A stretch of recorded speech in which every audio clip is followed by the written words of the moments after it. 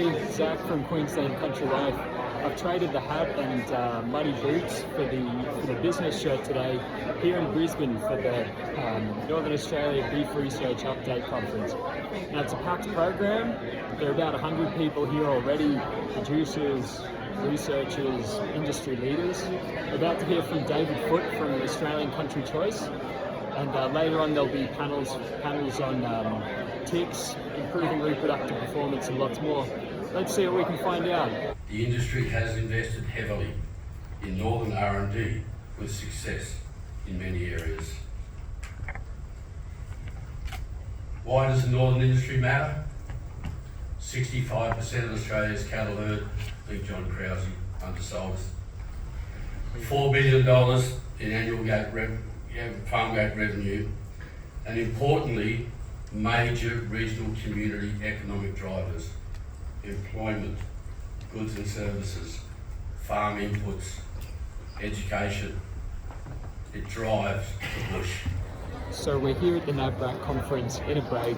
Let's keep moving. David Foote, formerly of ACC, still on the board, has just hit attendees between the eyes. Now in a room with a lot of researchers out of the 300, about 100 producers, but mostly researchers. He said, look, there's already enough knowledge out there in the beef industry.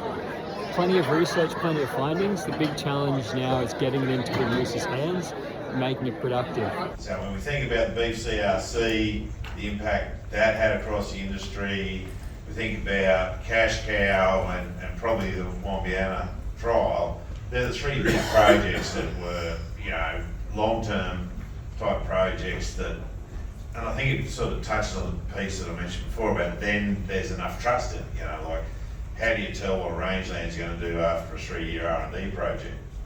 That's bit. So I guess the question for you, Sarah, is what's the appetite within the MLA funding to get involved in some of these longer 10-year plus research projects? There's about 20 million cattle in this part of the United States, so not that many, but of those, about 40% of them graze at least some of the time on public lands, the other foresters. So the public lands and public land grazing is such a big part of the Western U.S. livestock industry.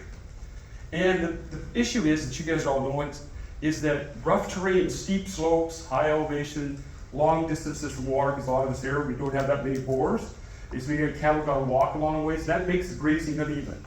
It's just not even, and so that can cause a lot of concern.